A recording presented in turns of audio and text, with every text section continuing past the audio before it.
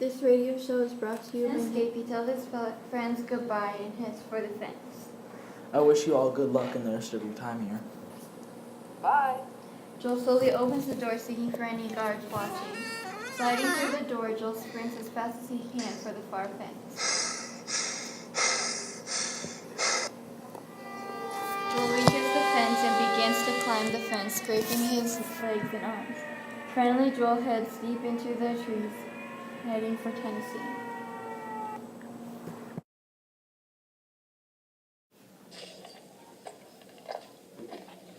Saddening, Joel reads the newspaper knowing that he has to get his family.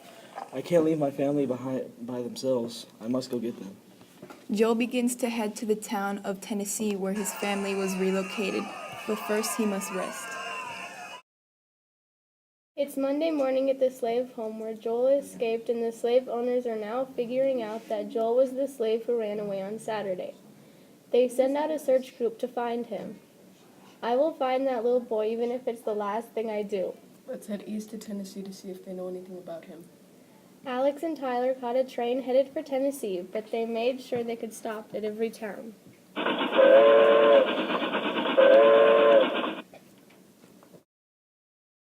Joel stayed the night in an abandoned building where he had gotten the information from the newspaper. Knowing they would come looking for him, Joel thought he was safe in the building alone. We are looking for an African American boy who traveled here overnight.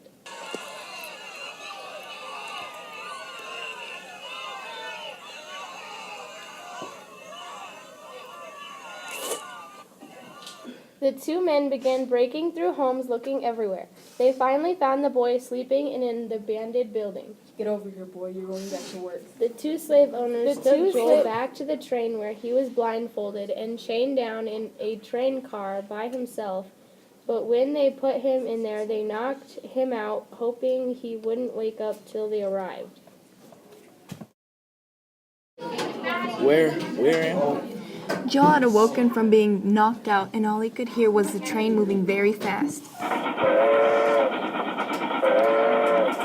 Should we go check on the boy just to make sure he hasn't escaped? No, he was knocked out. He will be fine.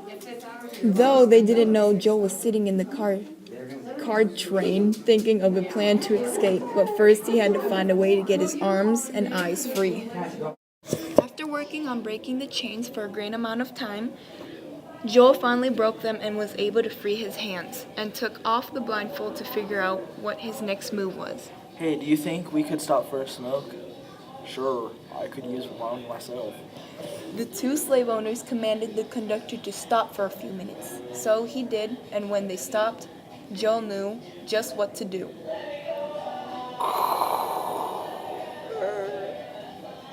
Once the men got out of the train, Joel knew just what to do.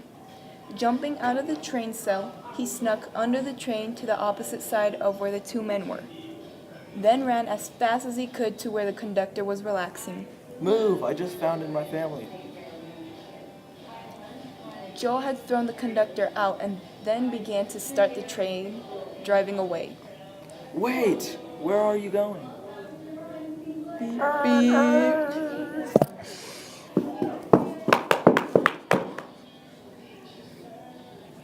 Wait!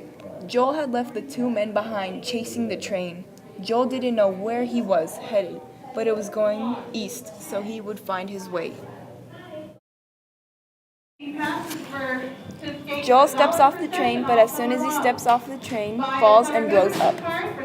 Joel gets to the town. I saw a sign that says "Welcome to Tennessee." I knew that my family was somewhere near here. He searches the city for the slave plantations, but after hiding for several hours, Joel gets caught by some white slave owners. Joel was thrown into a slave home.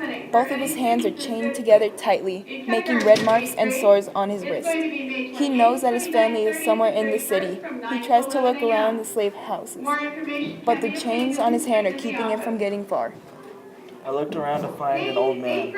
I guess he was butler. No matter how spectacle I was, I asked him if he knew where my family was. I told him that my family would possibly be working on a cotton field. Well, do you mind if I go work out on the cotton field? I asked.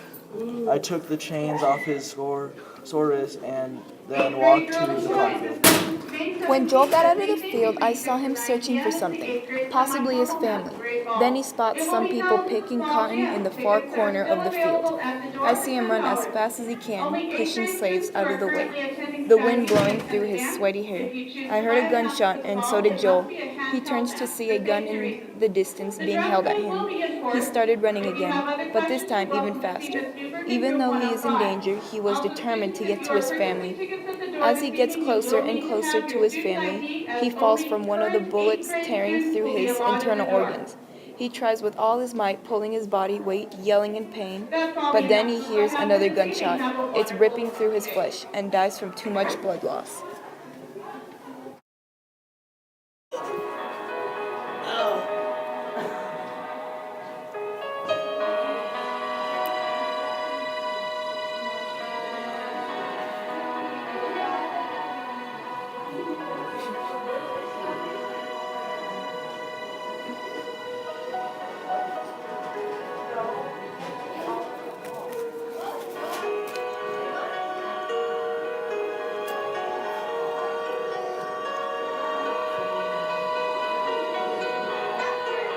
Press start.